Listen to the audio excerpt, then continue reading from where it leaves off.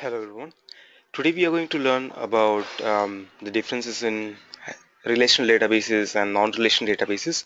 What are the use cases of it, and when does one of these fit into the application stack? So here we have known a lot about the relational world. We have seen tables, right?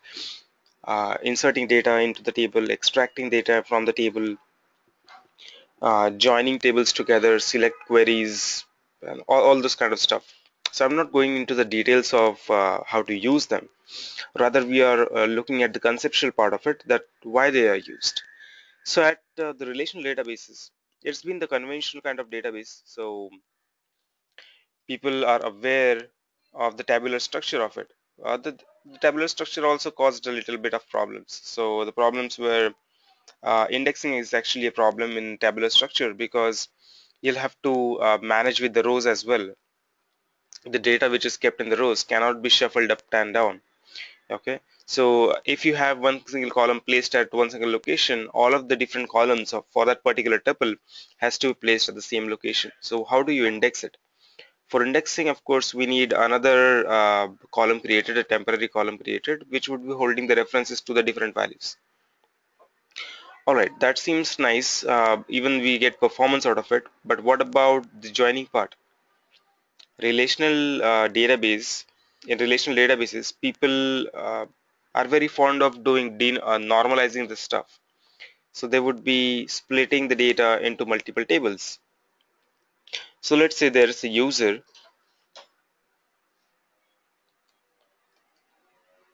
and that user has to be stored. The user data has to be stored in our relational database.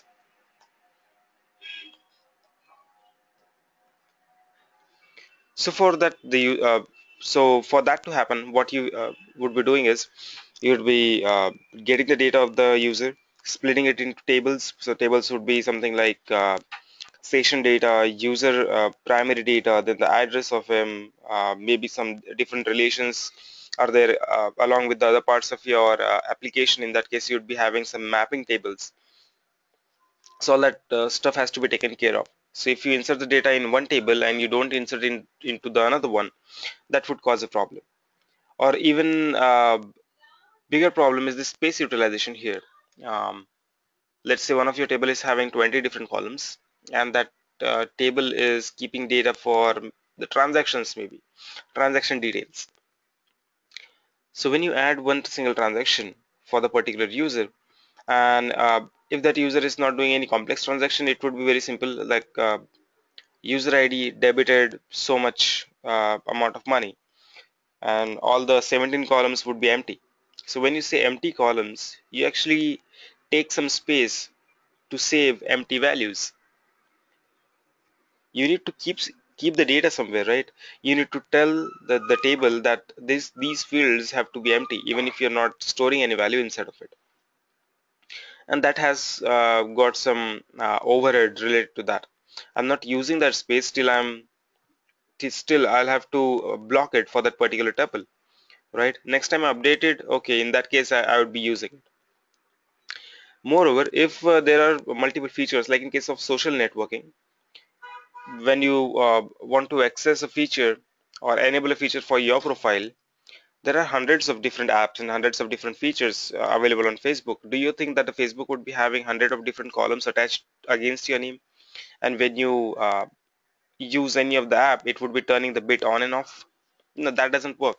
That takes a lot of space requirement. Okay, and moreover, searching is also not cool with the relational databases. Generally, you have to traverse the complete table if you are using a for loop. Okay, if the query is something like this: select star from this table where the user ID is 1, and if that user ID is not indexed, you are ruined for your life. It would take maybe a table of 80 GBs or so would take more than 2.5 hours of time for getting completely traversed and figuring out the data, and even more time if you are joining that table with some other small table or another big table, because you cannot keep 80 GB of memory, 80 GB of data directly into memory and another 80 GB of table that you're willing to join. That's a problem, right? So joins are really a problem in relational databases. Traversing is also a problem. So I don't say we shouldn't be using it. Relational databases are really, really good at consistency. Okay, but they are bad replication. Okay, they are bad at high availability. Consistency is good. What I mean to say about consistency is, let's say one single machine wouldn't be able to take a load of the huge website, right? That's very much straightforward. So what we generally do is we keep the websites backend split across multiple machines. So if there are multiple machines, let's say 10 machines, I would be having the database split across these 10 machines. In that case, one of the machine is primary, another ones are all the slave boxes. So when you write to the primary box, it gets replicated to the secondary box. Okay, and that takes some time because the replication happens over a period of time. There is network latency taken into consideration. Then there are internal processes of the databases that would be writing the logs or generating the val files, write ahead logs, transferring it to another box, and then the other machine would be executing that WAL to replicate the queries. So eventually what happens, you're replicating the queries on each and every of the machines. Well, that's fine. That's the only way the databases replicate. There are other ways as well. You can directly copy paste the key and values, but that generally doesn't happen here in case of relational DB. Uh, Bitwise or block replication is also a case in relational databases, but that is only with a few of the providers. That one is nice, but still takes some time for replication. So if it is taking time for replication, consistency hampers. Okay, because let's say you're writing to one single machine, what is the guarantee that it has replicated the data to all the other machines before saying yes to you? That's completely tunable part. So if I say that, okay, I need 100% consistency here, and the data has to be available on the backup before you give the query out to me, that's the default behavior in case of relational databases. Bigger the volume size that you have, bigger the split machines that you have, in that case, query is going to take time. Or you simply say that, okay, I don't care whether the data is replicated to the slave, get it consistently placed onto the master, and I'll take care of the replication later on. So that's fine as well. But here again, replication is going to be a problem between the two different boxes. Replication in this case is handled by the database master itself. Now again, the problem comes with the write part of it. When you're writing to master. Okay, so generally the configuration is master slave,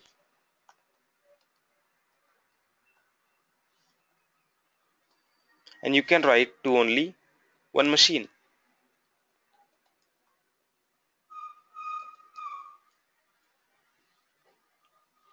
So we are writing to one and reading from many. So there is a limitation of writing, right? If you have 10 machines, it's good that you have high availability there. You can read from the 10 machines. Consistency is guaranteed. But what about the high availability part? Because I want to be able to write to the disk as well, and I'm limited by one single machine. I should be writing to only the master which is present. Okay, so that is going to be a problem. Of course, there are master replications available, but in case of master replications, it's very difficult to maintain the backup. Okay, so that is again a problem with relational databases. Well, all the databases would be having their own pros and cons, but we need to understand when to use them. Let's say you want to keep some very high confidential consistent data, like something related to finance, or even easier, something related to sessions. I don't want sessions to be lost, and the data is not huge. The data can be kept directly into the memory, so transactions onto that particular table are really fast. If I want to store the data for some historical purposes, then relational DB is not a good choice. Okay, that's why people came up with another kind of databases, called them NoSQL databases. So it is not only SQL. Okay, it's not NoSQL. It's actually not only SQL kind of databases. Now, not only SQL kind of databases come from a world where you have got lots and lots of data. So you are continuously writing to the database. At the same time, you want high readability onto that data as well. Okay, so you are inserting the data at very high pace and you are going to read from that particular pool at a very high pace. And the speed of writing and reading is so much that you cannot guarantee consistency within that span, because it takes time for data replication between the machines, right? And between that span, let's say it takes 50 milliseconds for you, for a best configured machine, for replicating its data. It's okay when you talk about consistency in a relational world, that if my query takes 50 milliseconds, it's fine, because let's say it takes 5 milliseconds to travel to the machine, fire the query there in another 10 milliseconds. Now it takes 50 milliseconds for guaranteeing the replication. It's fine. 10 plus 60, 10 plus 50, 60 plus 5, 65, and 5 milliseconds back. So 70 milliseconds. 70 milliseconds for a query is okay timing. Okay, for a big query, I mean. So if this guarantees the consistency for me in a critical application, that's okay. But between that 70 milliseconds, if there are multiple write requests coming in for a very high traffic website, now that is going to be a problem. Okay, because you want to write to the disk, at the same time you want to read to the disk, read from the disk, and you want the data to be consistent. Consistency cannot be guaranteed in this kind of scenarios. So where does NoSQL applications really shine? In case of social media. Okay, for social networking websites, NoSQL is a perfect contender. The reason, NoSQL is placed on three different stones. One of the stone is called scalability. Another one is called high availability. And the third one is called consistency. Now the designers of NoSQL databases, which are many, there would be NoSQL databases like Big Data, then there would be your Cassandra, then Voldemort, MongoDB. Okay, so there are multiple flavors of NoSQL databases. Eventually, it boils down to one thing: you don't have SQLs running, you have got APIs to connect to the database. So you don't fire any of the SQLs, but you connect to the database directly and tell what you need. Database would be getting it for you, getting it done for you from the backend. So since there is no parsing required for the SQLs, no understanding and no charting required for or maybe execution plans that you generally see in relational databases, these are not required there. It becomes really faster. The more faster part of it is all the data that you sent in is indexed by default. So you can also decide on which particular fields to index. Now there are no columns there. So the data would be kept as blobs. It would be kept as some JSON objects, or maybe as a single document.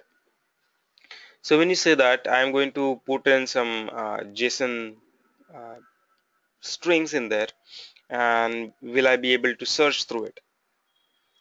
Well, yes, you are able to search through it. The reason is every single key that you add in your JSON syntax, it would be indexed. So depending on whether you call it for indexing or not, um, and since it is a string, or it's just a key value pair, I can place as many keys as I want and the value related to that. Let's say one of the user is using 5 apps, so I would be keeping 5 different keys. If another yet another user is using 60 apps, so in his particular tuple or one single row, I would be placing 60 different keys. So the length of columns is variable. One of the row would be having 5 columns, yet another row would be having 60 columns, or someone else who needs 100 different apps would be having 100 different columns. Okay, so that keeps on changing, and it also saves space. The space that is saved, we can use it for indexing purposes. So every column that you need to be indexed can be put onto indexing, and you don't have to bear the load of indexing here from the performance perspective. In relational databases, indexing would take a lot of time, and it actually hampers the performance while the indexing is going on. All right. So like I said, it is based on three different pillars: scalability, high availability, and consistency. But out of these three, you can choose only two. You cannot have scalability, consistency, and high availability, all three of them at the same time. Either your system is going to be scalable and high available. In that case, you'll have to bargain over consistency. Either your system is highly consistent and highly available. In that case, scalability is a problem. Or your system is very scalable, it is very stable and consistent, but in that case you'll have to bargain over high availability. Not all of these three things are present at one single time. Okay, and if your use case fits into this, in that case you would be going with NoSQL. The use cases, let's say in case of Facebook, I'm okay if I post the comment right now and my friend is able to see that command, sorry, not command, the comment after a few seconds, maybe 20 seconds or 30 seconds delay. Generally, it's not that much. It's a sub-second delay generally. Uh, so 1 second or even less than that, maybe 500 milliseconds would be the delay between adding the data to the disk and reading it out. So what happens in between is it replicates the data between the machines. So it's your choice what level of consistency you want. Generally, in NoSQL databases, the consistency that we get is called eventual consistency.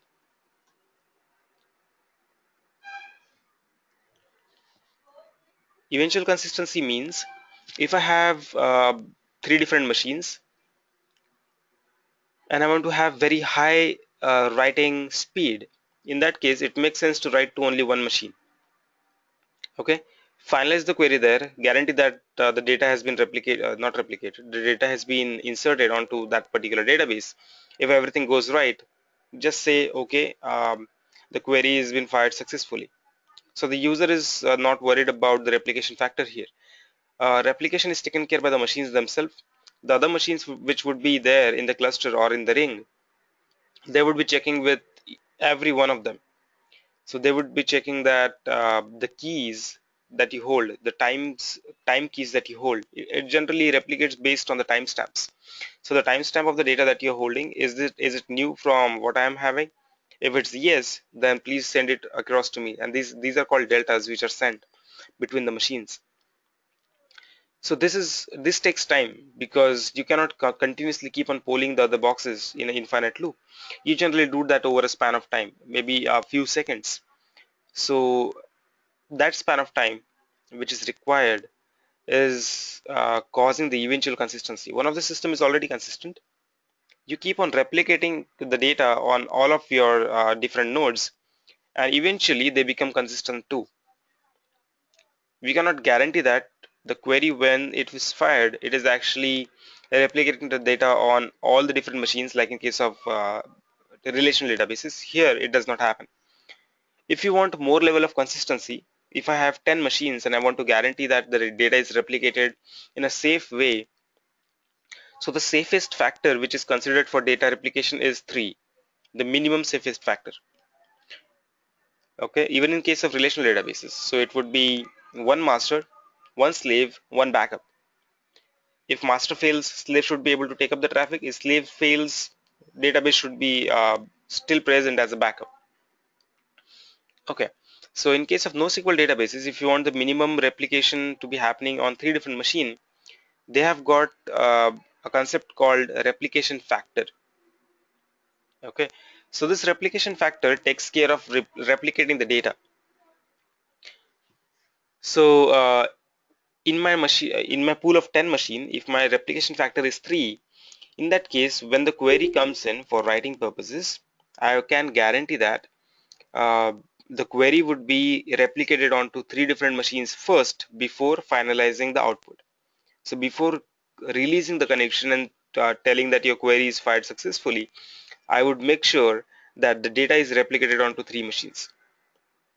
Okay, that is strict consistency. But when you say about strict consistency, high availability is hampered. Okay, because in case of high availability, you need to be able to write to all the machines. In NoSQL databases, all the machines are in master mode. None of them is actually slave. So in case of 10 machine pool, I could write to any of the machines, and it would guarantee the consistency to me in on basis of what my replication factor is. So if I say replication factor is 10, that is going to take more time for the query, but it is eventually guarantee me that all the 10 machines or nodes that I have in my database pool are all consistent. What about scalability? Since it is a master node, all of them are masters, I can easily push any of the machine inside that node, and since they take care of eventually being consistent, scalability is not a problem. The database replicates itself very fast, and it brings itself to the level where it can start serving the data. So that's not a problem here. Scalability is never a problem. High availability, not a problem, but depends whether you choose consistency over high availability or high availability over consistency. Okay. So there are applications which use NoSQL database and relational databases both. Big shopping carts. Your product data is all kept in relational databases. Orders placed in relational databases. User information in NoSQL databases. Um, then in case of your likes, dislikes, your shopping patterns, everything goes in NoSQL databases. Okay. Shopping recommendations, shopping history, everything goes in NoSQL databases. Okay.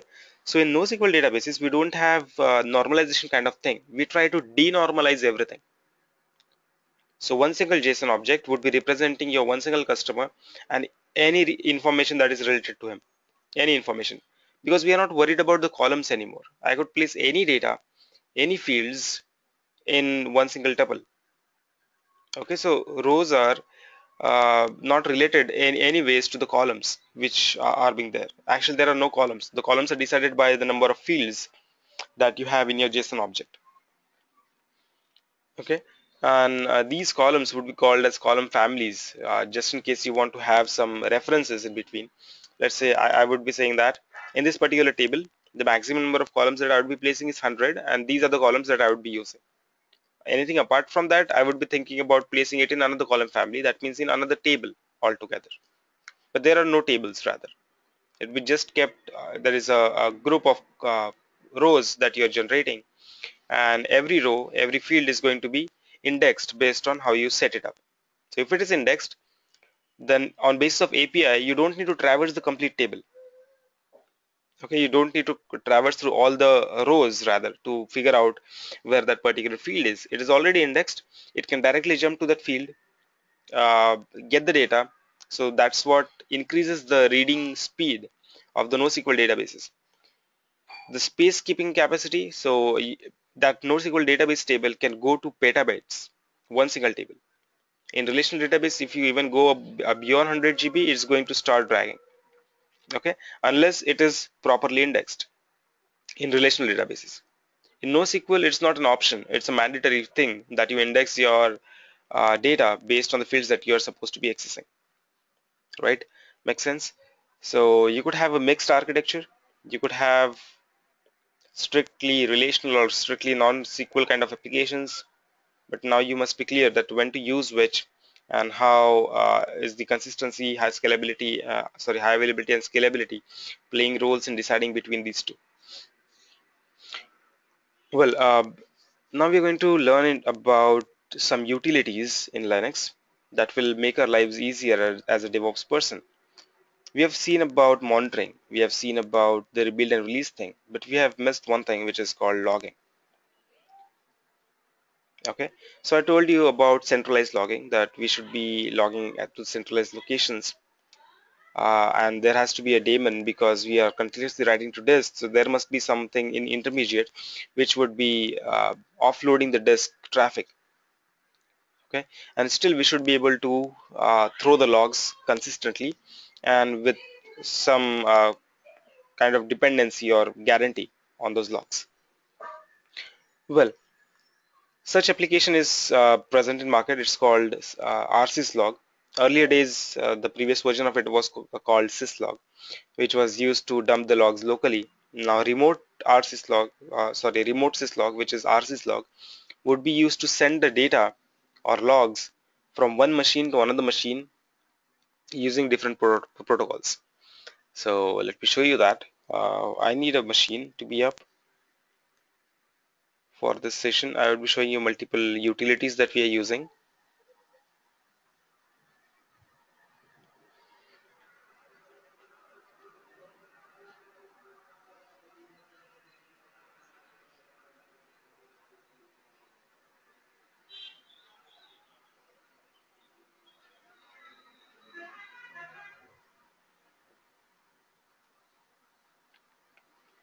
So the first utility that we are going to look today is rsyslog.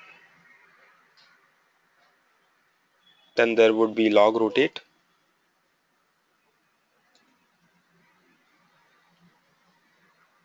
and a few more. I'll keep on listing them.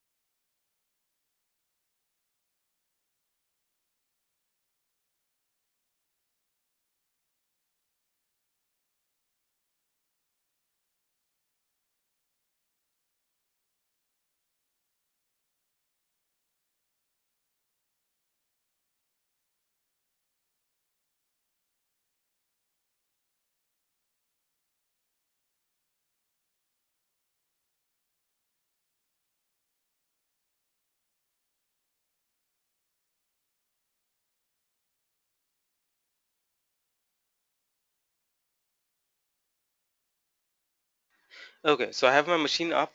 Talking about rsyslog. Generally, rsyslog and log rotate are present with Ubuntu machines by default. If you don't have that, you could install it by like this: apt-get install rsyslog.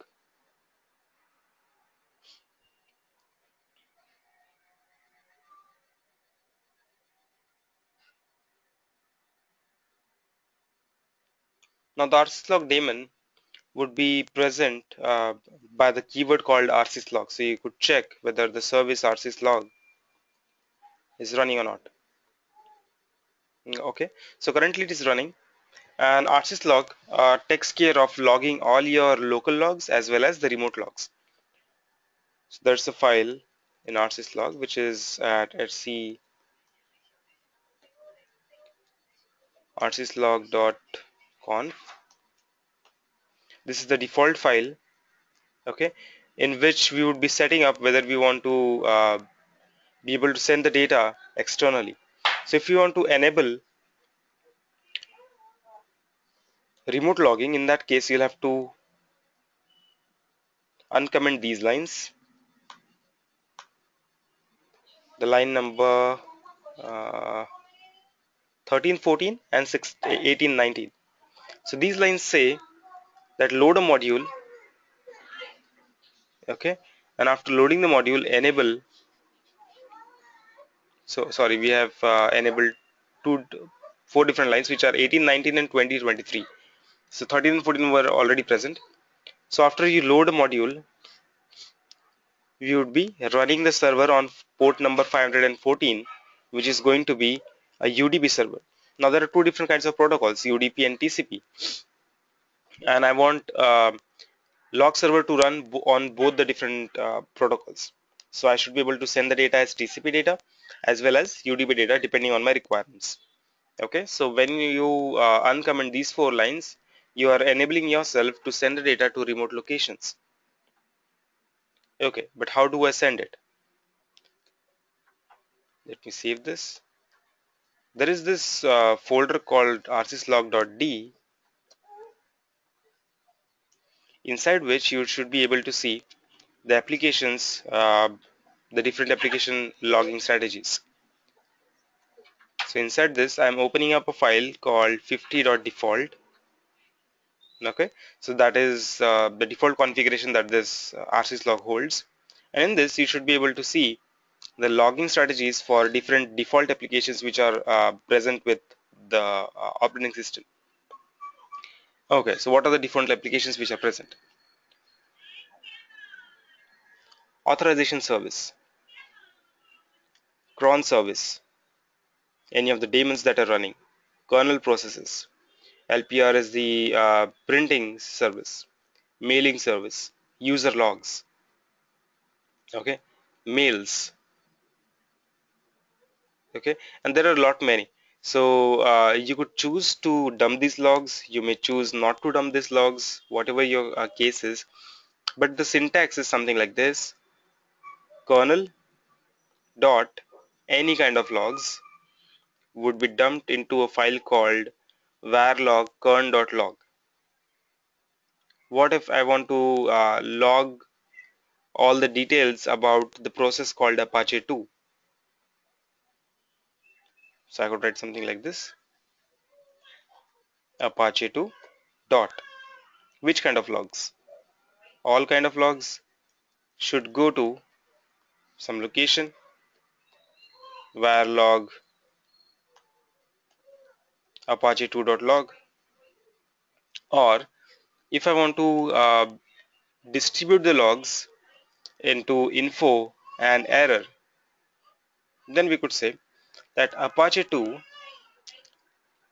all the logs which are of info type should go to Apache 2 info file. What about the error logs? Okay, so all the Apache 2.error logs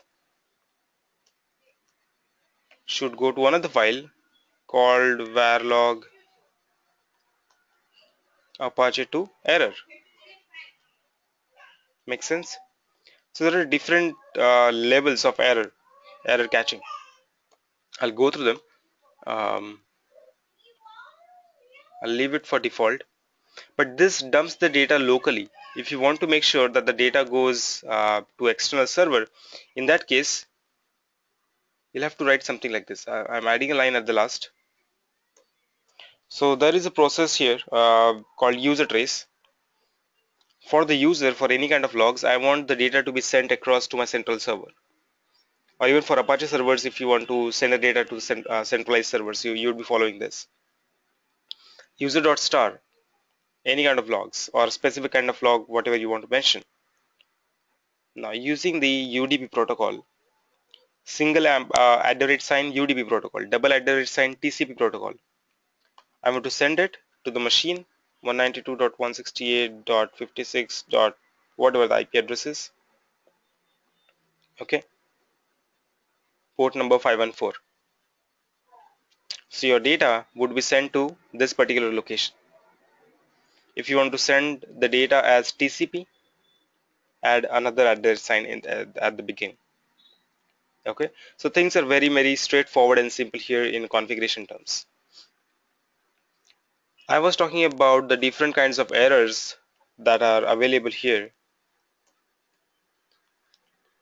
Whenever you set up the things in default configurations or any of the configuration files that you're writing, do not forget to restart the service.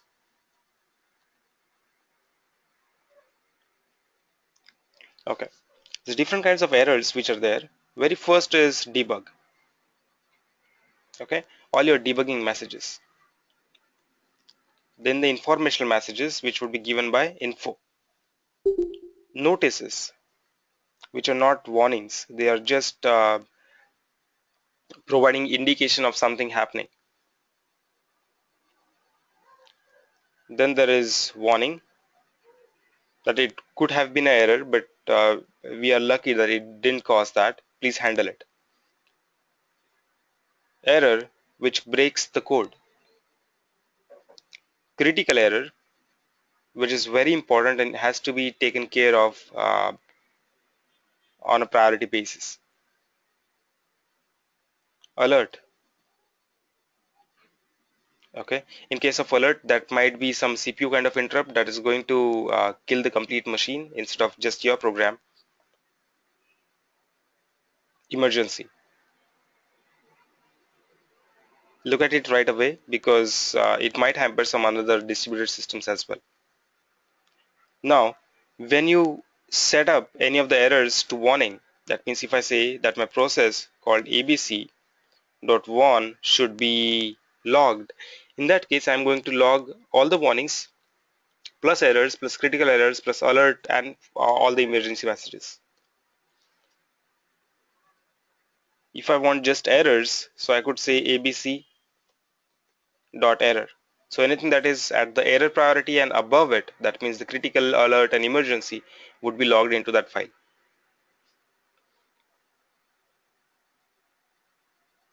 So generally we remember about four different kinds of logging stuff here. One is called info, sorry, first debug, another is info, third one is warning, and fourth one is error. So these are generally the four things that the developers use during their programming stuff. So if you're a DevOps person and you know that the application would be coming in, the application logs would be falling into these four categories, you can take care of it at the rsyslog level itself. And why do we use rsyslog? Because rsyslog takes care of dumping the data to disk whenever the disk is free. So we offload the disk from the traffic that is coming in. Let's say I'm generating 500 different requests for file write per second, and my disk or hard disk is not capable of handling 500 requests per second. In that case, it makes more sense to handle that log to some intermediate person, rsyslog, and rsyslog would take care of whenever the disk is free or it's not running, it would use that disk to dump the logs. It might dump multiple logs at once, not one log at a time. Okay, so we can trust this rsyslog since it runs locally. It's a daemon, it runs on a particular port. We can hand over the data and forget about the logging part. That's faster than going to the disk and writing it. That will also enhance your application speed.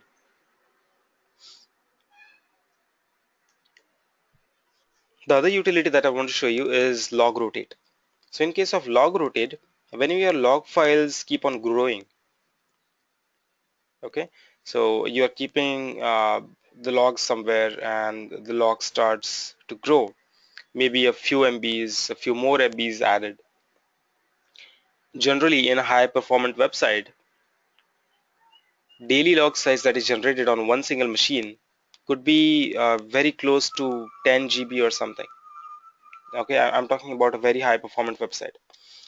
If it is a pool of 100 machines, then the zipped or compressed logs size that you would be generating would be fairly close to 50 or 60 GB a day. Okay, and that bigger file cannot be analyzed into any of the editor that you might be having. Either you use Vim or use gedit or Nano or any of the notepad on Windows machines, anything. You cannot open up a file. Of course, they wouldn't say no to that, but opening a file which is a few GBs in size and then making analysis inside of it by reading it, it's a very difficult task. So what we do is we distribute that file into smaller readable chunks, smaller manageable chunks. So the utility that takes care of it is log rotate. So what it does is, let's say you are writing to a file, cd where log would be the location where majority of your logs are present. So let's say one of the BC log, syslog, consider that. So syslog, I'm writing to this particular file, all my system logs. It is growing at enormous pace. So what rsyslog would be doing is, as soon as a limitation on that particular file is reached, maybe I say that okay, you should be rotating this file every day, regardless of the size. Or I can also say that max size which is permitted on this particular file is 100 MB. If the file goes beyond 100 MB, rotate that. So what rotation means, it would simply do these operations in the background. It would move the file syslog to syslog dot whatever today's timestamp is. So it could be 12/23/15. Okay, so this timestamp, whatever timestamp you choose, dot log, Okay, so syslog is off. Then it would be doing touch syslog so that the syslog file is again created. So system would always find the file present, but actually the original file is now renamed, and you are writing to a new file, right? This is how you switch. Now there would be two files named syslog in my computer. Now syslog and syslog with the timestamp. So I know when this file was rotated. So data for that particular day would be held in the syslog file. The newer data is coming in the new syslog file. So the new syslog is going to be empty for now. Okay, and it keeps on growing till the same thing happens. Now again it would be rotated with a new timestamp. Okay, and if you are rotating that file every hour, in that case r would also be added to the timestamp. So it might be something like 12 23 15, and then underscore whatever the timestamp is. Currently it is 846, so it would be writing 0846. Okay, so this is how it rotates.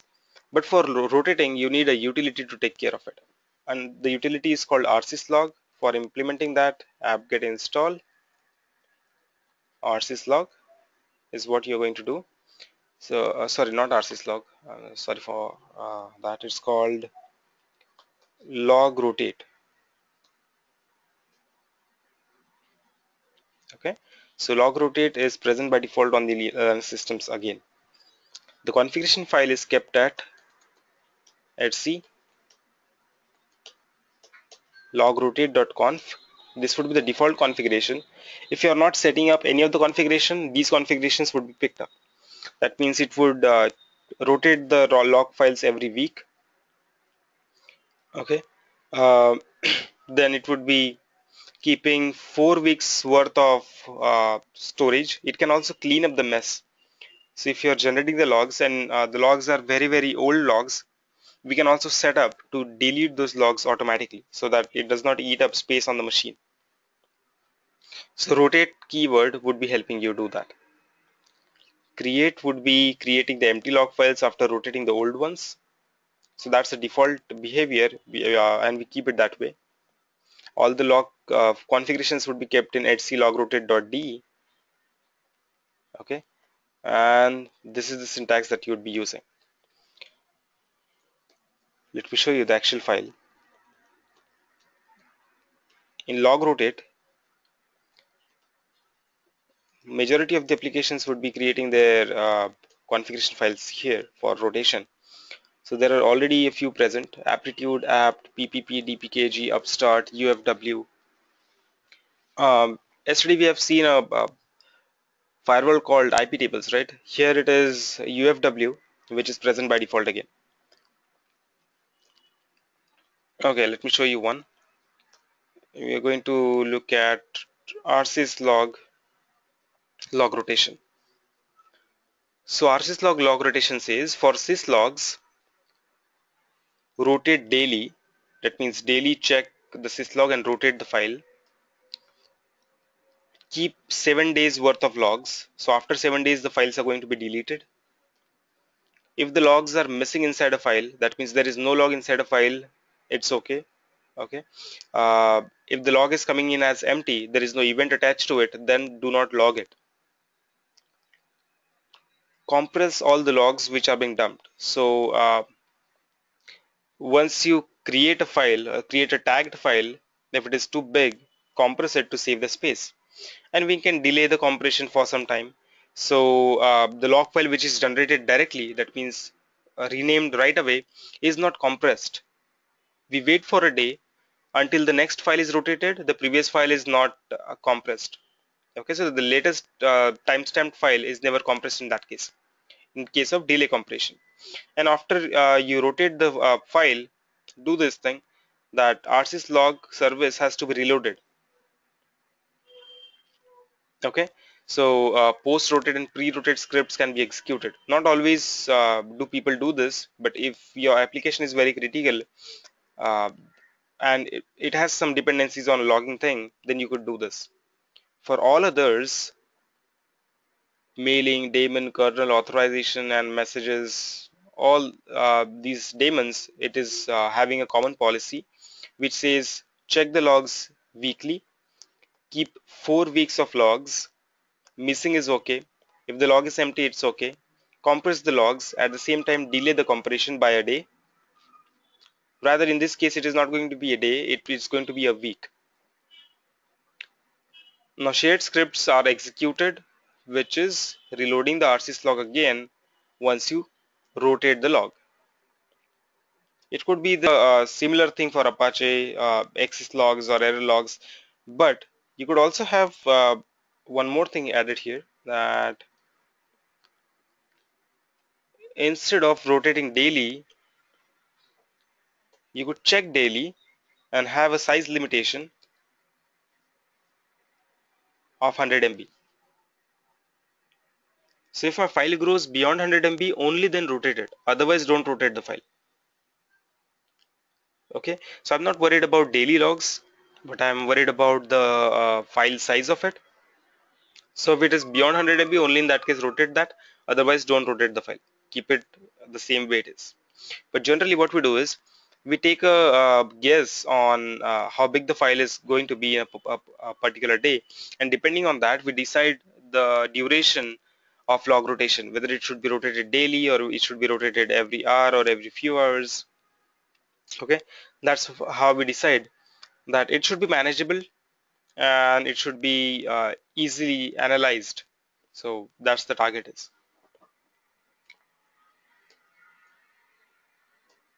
So that was log rotate. A few more utilities coming up.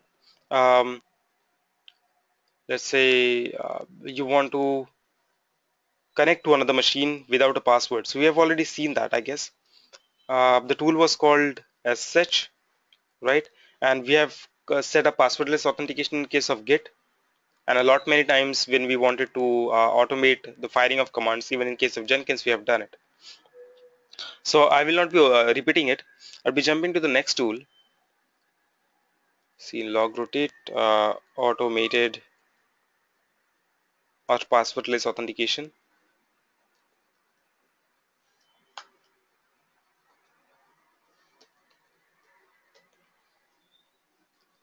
OpenSSL is a nice utility which helps us in generating uh, the hashes.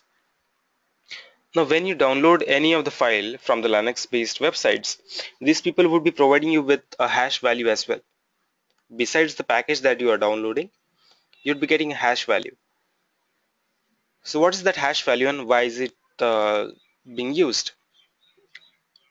If you want to guarantee that your application is downloaded successfully without installing it, okay, well, other way is to double click on that exe package and check whether it is working. Or in case of Linux, if you are downloading RPM or Debian files, you would be executing them. But instead of executing it directly, it makes more sense to check beforehand whether it has been downloaded successfully or not. So for that, what we do is we have a file, okay, which we are supposed to give to the users.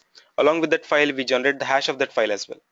There are different hashing algorithms. It would be MD5 or SHA1 or AES, and different algorithms work the different way.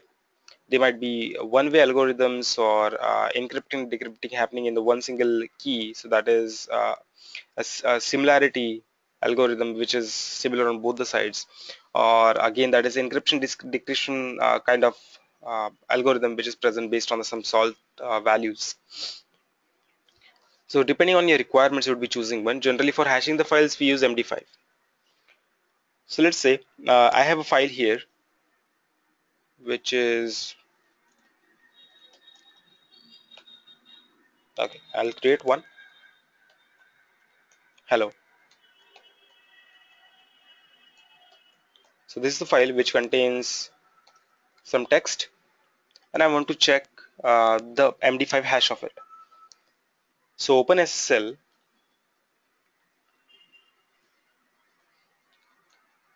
would be providing you with some parameters. So I would pass it now. Use the digest and MD5 algorithm out of it. On my hello file, it is going to generate a MD5 hash for me. So what you need to do is you need to share this hash with the people who are downloading this file. Once they download it, they would also be typing the same command OpenSSL dgst -md5 on that particular file and check the hash. If nothing changes and the file download is successful, the hash should match. Okay, if the hash does not match, that means something is wrong with the file, or the file has been modified in the way.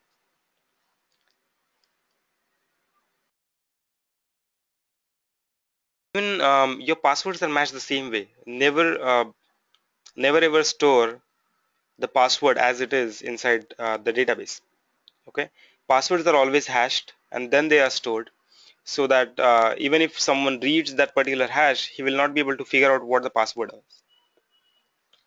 But you can always be assured that same password would end up in same hash.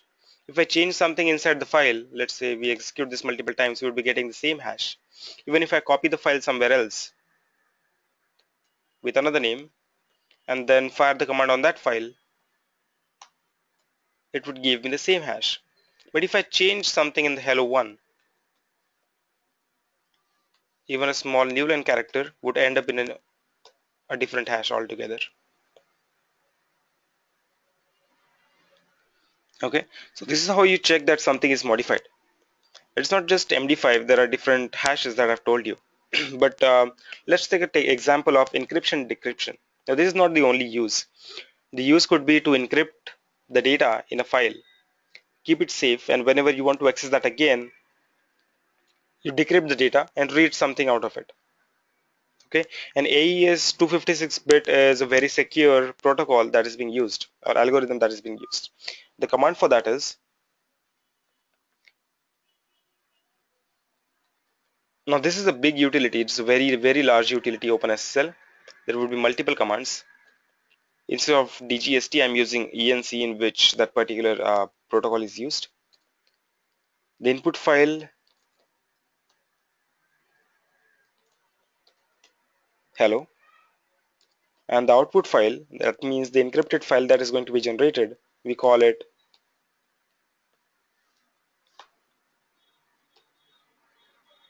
any name.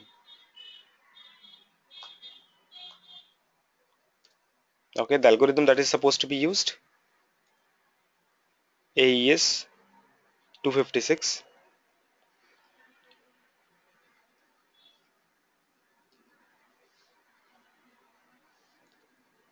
and the method is the symmetric key, because we want to be able to decrypt it as well.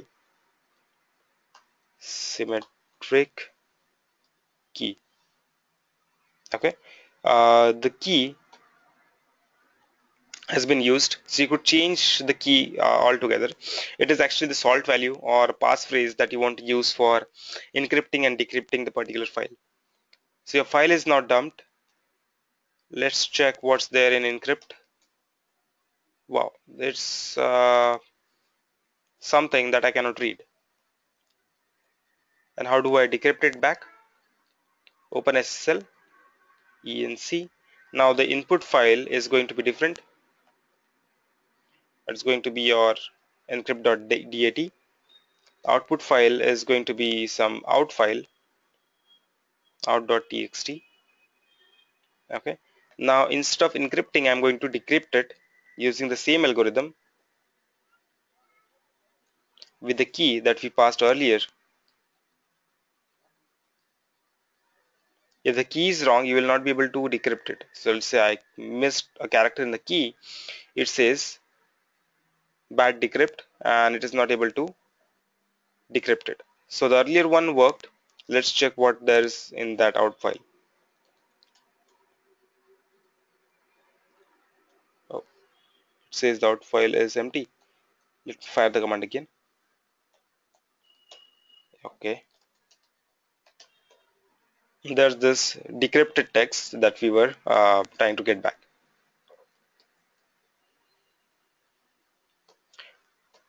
OpenSSL.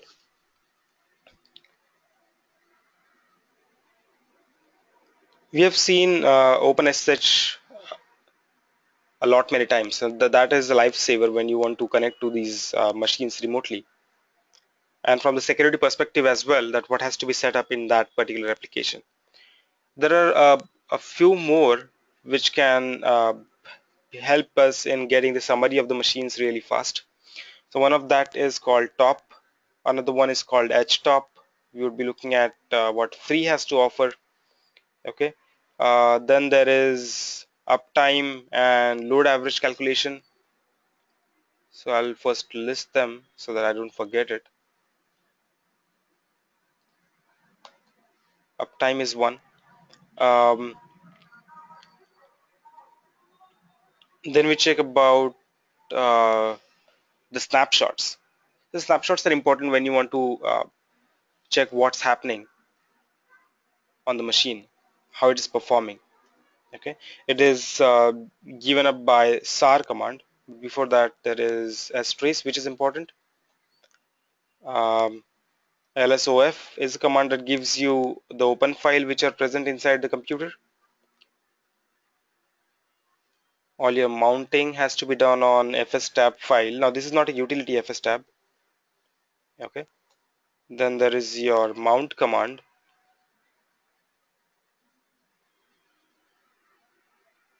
Important netstat, I might have used it multiple times.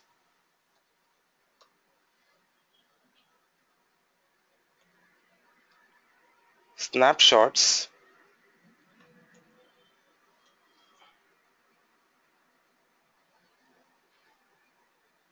then there is iostat to check the statistics on different sections. Okay, so this would be the utilities that we generally use. Okay, let's look at them one by one. Of course there's the find command as well. So when you want to find the different files and folders, it's called find. It has got a very simple syntax, but it is again a big utility. So all of these utilities are large utilities in their own accord. You would be learning about the generic parameters that you pass to it and make them usable for yours. So the next command that we are going to look into is top. So what top has to offer is, um, when you fire the top command, you get the results, and those results are about the system state and the number of processes that you're running. So let me show it to you. Okay, here. Top is present on all the systems. You hit top, you get similar output, and the output says that the first 5 lines are about the system stats. The rest of them are about the process stats. Okay, in the system stat, now I'll be going through this output line by line. The first out line says that how much time your machine was up. Okay, and the next part is telling you about the load average. So my machine is up for last 30 minutes. There are two users, including me and including me and root. The third one is about the load average. Now the load average, if you see, it is distributed into 3 different parts. The first part is 0.0, might be different in your case, but the first part represents the load average over last 1 minute. This represents, the second column represents the load average for last 5 minutes, so before last 5 minutes, and 0.05 represents the load average before last 15 minutes. Okay, so it means that 15 minutes prior to what we are talking right now, my machine was having a little bit of load. Then it came down to 0.01%, and now my machine does not have any of the load because I'm not using it for any purpose. Similarly, if you have the graph opposite side, that means the 1 minute graph is more than the 5 minutes, and the 5 minute graph is again more, uh, sorry, is a bit less than the 15 minutes graph. So it keeps on decreasing in that case. That means uh, your machine is gaining the load. So it is going on the more loading side. Okay, that's what it means. Currently my machine is stabilizing. In the other ways, if the 1 minute graph is rising and the 15 minutes is less, that means the machine was actually stable, but now it is moving towards instability, or the CPU is gaining more load. There could be another parameters that we are talking about, the tasks. That means the number of processes that are running on my system currently. So currently there are 80 processes running, and none of them is of my own use except for the OpenSSH. Okay, that is why we generally use Docker kind of environments. Or in case of virtualization, we use bare metal virtualization instead of the hosted virtualization. So it also shows you the state of different processes which are executed. So out of the 80 total processes that I'm having on my computer, one is running because I have just one core CPU. 79 of them are sleeping. They are waiting for their turn. None of the processes are stopped, and zero are zombie processes. So the zombie processes actually are the child processes which are waiting for their parent to die. It's very simple. Let's say a parent process creates some child processes. So it's all up to the parent process to kill the child processes whenever the task is done. If the parent process is not killing them, in that case, even the child process has finished the execution of it, it would be kept aside. It would be still in the PID locations. The PID would be attached to it, but it will not be executed. So such processes are called zombie processes. As soon as the parent goes off scope, the child processes or the zombie processes are also killed. Then there is your CPU statistics, user-based, system-based. Then there is the nice value or nice process which are being used, the idle time, the waiting time, the high performance time, or I'm not aware of SI and ST. I've never used them. Let me check this.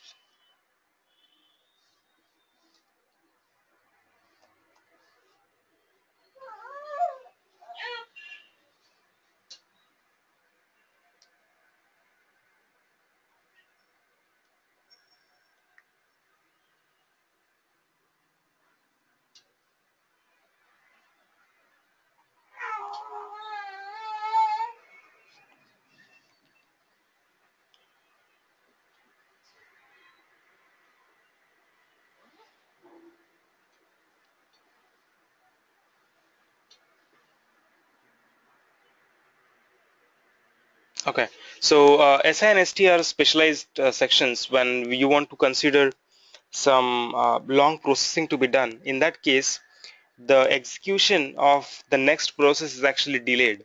So you know that all the processes would be given equal amount of time slots. But if one of the processes is on more priority and it has to be given more time for execution in one single slot, in that case SI is taken into consideration. So other processes are delayed. So if they are delayed, then it would show that how many percentage of the processes are getting delayed because of your soft IRQs which you are executing. And the ST part of it is a steal time. Now in steal time, I'm running this machine as a virtual machine, right? So as soon as my virtual processes which are inside of it are trying to get hold of the CPU, of course the CPU is also virtual which is being used here. So they are providing some instructions to the CPU to execute. But CPU, instead of executing it itself, it would be giving the details to the actual CPU in the base machine. So there is some difference in between. Okay, so virtual CPU takes some time for sending the request to the actual CPU and getting it back. Okay, and that time is actually the steal time or ST. Generally, currently in my case, I don't have any load on my base operating system, so there is no steal time occurring between virtual machine and the actual machine running. And now the other processes which are present here, there are different fields. So of course PID is process ID, the user who started that particular process. PR is the priority, NI is the nice value, vert is the virtual memory used by the process, RES is the heap size or resident memory used by the process. Now this space is non-swappable. It cannot be swapped to your swap space. Okay, it cannot be moved from physical memory to a swap space. That's what the resident memory is. And the shared memory, which is shared between the two processes. Okay, so these are the statistics of it. The total percent of CPU execution and memory consumption of that particular process. What is the state of it? S is for state. Only one process would be having the state of running in my system because I am using one core CPU. The uptime of that process and the command which started that process. But there is a nice representation of this available as well. The command is called htop. Htop may or may not be installed on your computers. So if you want to install it, apt-get install htop would be the way to install it. So in case of that, htop would be giving you the similar output but in nice graphical form. You can also scroll through it so it is more interactive. Okay, similar fields are present here.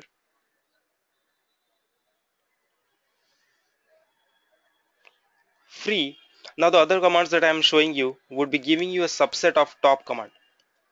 So free is giving me the subset of the top command which shows me the memory and the swap space of it. Then there is another one called uptime which gives me the first line of the top command. strace.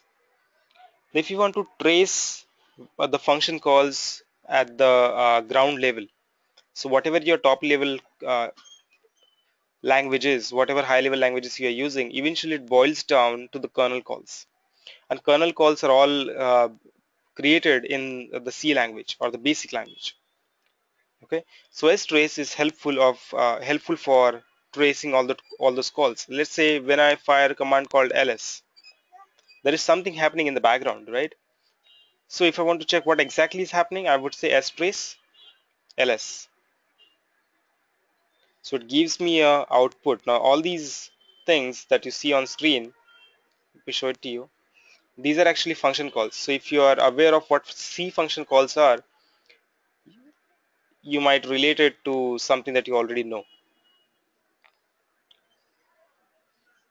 Okay, so this output starts here. All right, so we fired the command strace ls, and now it is executing a few commands. Exec ve access, then there would be open, memory allocation would be happening somewhere, protection of the memory bits, and so on. So there are multiple commands which are being, not rather commands, these are functions which are being called at the base level, at the kernel level. Okay, so you can keep a track on which process is eating up memory, which process is using a lot of files out of this. So this can also be attached to the running process which are there. Another nice command is lsof, which will give you a list of open files, currently open files on your system. It can also give you a list of files which are opened by a particular user. So something like lsof and user should be me. Okay, so all the files which are opened using my user are shown here on screen. So it might be directly, it might be indirectly because of some another process. Okay, there are multiple options rather. I could also check on a process which is blocking a particular file. So let's say varlog syslog is the file which is being blocked. Currently none of the processes blocking it. So if you have a file getting blocked because of any of the process, lsof the file name would give you the name of the process which is blocking it. Okay, or a particular directory. If you want to check how many files are open from within a particular directory, you could check it by +D. Again, there are multiple options. These are not the only options which are present. Okay, so inside varlog currently there are two processes, init and rsyslogd, which are using the root and syslog user, and the files that they are writing to, currently varlog upstart systemd login.log is being used by the init process, and syslog and the tag to it, this file is being opened by the rsyslog daemon.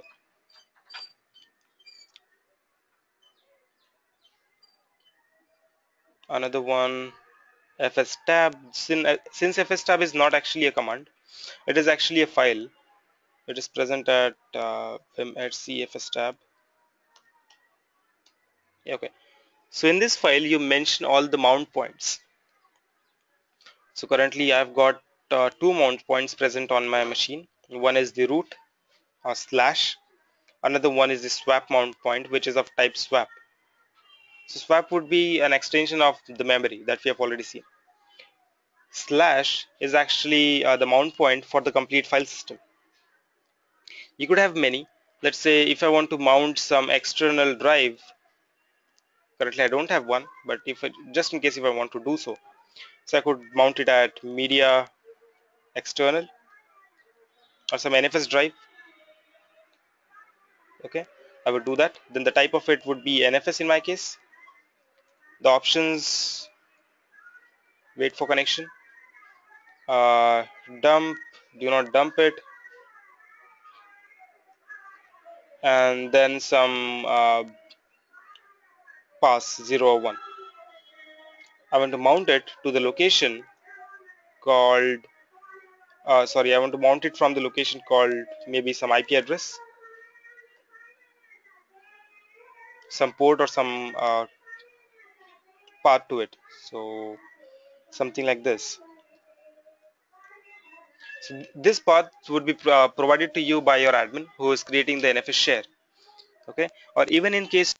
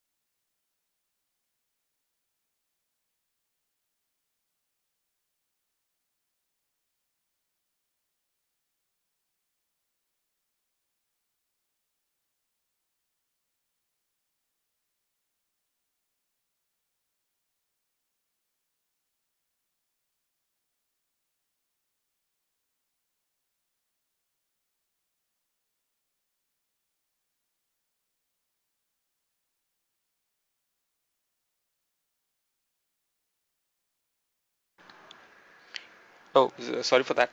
So I was telling about the UUID that specifically this particular UUID is going to be the device location.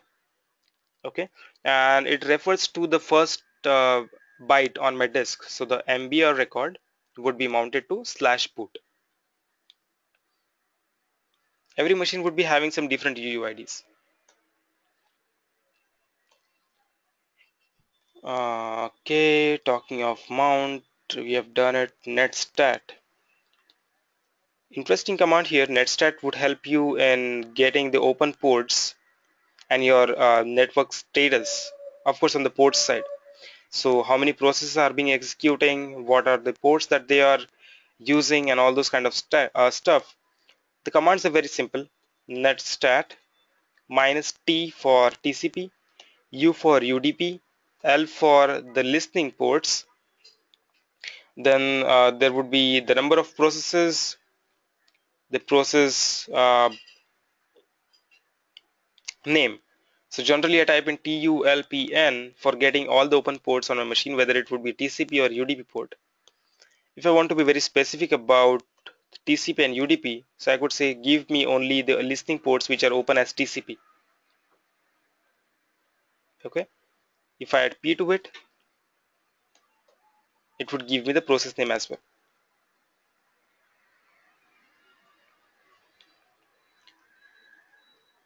Snapshotting. Taking snapshots is a daily routine for a DevOps person when you want to check what is the machine state after deployment. And taking snapshot, when I say that you want to take snapshot, it is not one single snapshot. It has to be a comparative snapshot after a few seconds duration. Okay. So for that, SAR command is being used. So this SAR command helps us in getting the snapshots every few seconds, whatever you want to do. So let's say I want to take a snapshot of my CPU. So I would say SAR, take a snapshot after 1 second for 3 times. So let me install it first.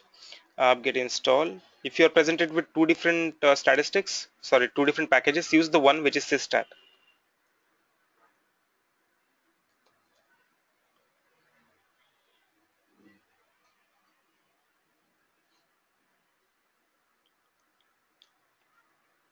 SAR13.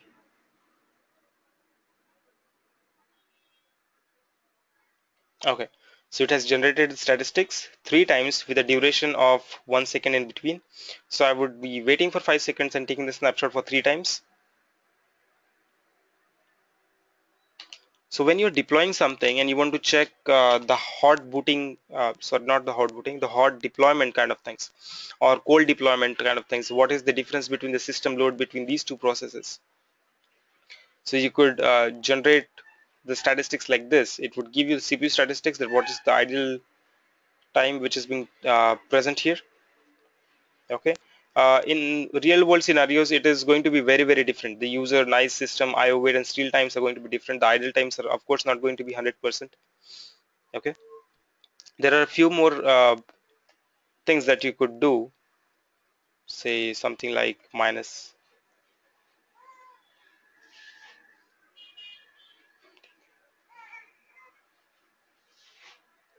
s is again CPU section, r.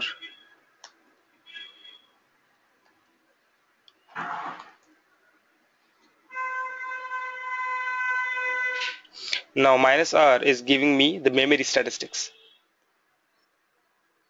Okay, so what are the memory statistics over a period of time? So you could change the parameters. Instead of 1 3, you could make it maybe every minute you want to check it, so 60, and how many times you want to take the snapshot. So that would be the report. The another important one, since the commands are very small and they serve a particular use, so you could like remember these for very specific use cases. You don't have to use one single command for all of these things. Of course, there are utilities that would help you do all these things at once, but it makes sense to use the ones which are natively provided by Linux. There is IOStat, which would be giving you statistics on your input output IO, on disk, on CPU, on network. IOStat, sorry, it is IOStat. And C for giving you CPU statistics. What are the current CPU statistics? D for getting the disk statistics. Capital N for getting the network statistics.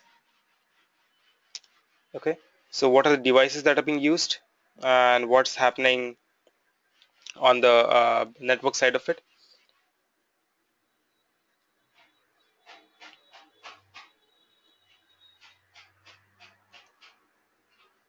So IOStat is used for getting the statistics out of the system, the current statistics out of the system, or you could use the top command to get a overall picture that what's happening. We're looking about one last command, which is the find command. Now this is the interesting one, generally used for multiple cases. So find command will help you to find files and folders, of course, based on various parameters. So again, if you check find help, it is going to be extensive help with lot and lots of different parameters. So it is possible that you end up using combinations of multiples of this. I'm giving you the syntax of it. It is find some parameter, okay, and the name. Find where. If you don't pass anything, it is going to be the current folder. I want to find it in etc, name IP table. You could also globe it using some star operators. So star means anything can follow after that particular name. If I place the star before it, that means anything can precede before that name. If I write IP table and a question mark, that means in place of question mark, I could have any of the different characters. So it could be IP tables, it could be IP table with another E or with another A, but one single character is not going to be multiples of characters. So let's search it. Nothing called IP table is existing. IP tables, it's not present on this machine. Okay, we'll search something that we know. Um, Find in etc, do we have rsyslog? It says yes, rsyslog is present, and these are the results that we got. What about just syslog? I want to check about the syslog, but I want the results for rsyslog considered as well. So anything before syslog, give me the results. So rsyslog is again picked up. There is nothing called syslog present on this machine. In etc, there are no folders for syslog. That's what it means.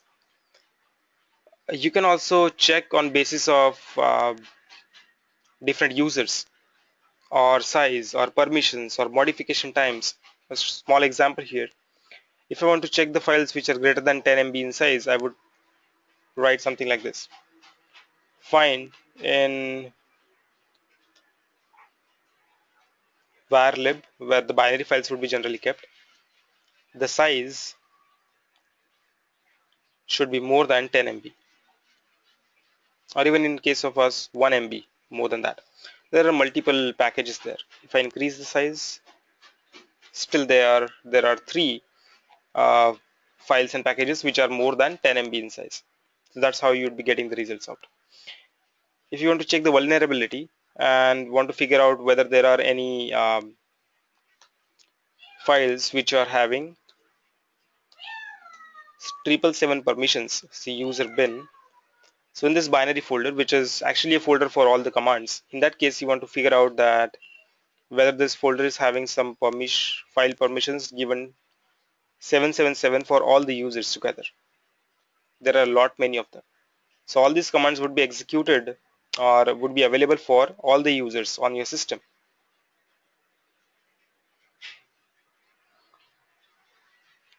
So you may want to change the permissions if you want to limit it to the others users rather than the root and the people who belong to the root group. So that's how you play with the things. Okay, you use any one of these commands to do your daily routines. Now again, the tools are present, the higher level tools that we have learned to take care of the high level stuff. But at the Linux basis, when you have just a black and white screen, what do you do and what you could check? Uh, I could take help from any of these utilities which is present on board. So that's all about the Linux utilities and the database concepts that we have. We are going to cover in next class a project. Okay, so what I want from you people is to revise whatever we have learned, any of the practicals that we have done until now, and we are going to set up a build and release pipeline by installing and setting up all the different tools and devices that we have learned so far. Okay, so we are going to set up the version control system, a CI system, some support systems would be there. We would be setting up monitoring, we would be setting up automatic deployments using Puppet. So that should be completely automated from CI to CD to final continuous delivery part. Triggering point is going to be your version control system. Okay, so that is what we are targeting for the next project. It is going to be 1.5 hours of time, might take more, but we should be able to finish it in time. That's what I expect. So I want you people to be prepared for this coming class. Okay, the class is going to be tomorrow at the same time. Um, yeah, so that's all from my side for today. If you have any queries or doubts, feel free to ask it. Otherwise, we'll meet again in tomorrow's class.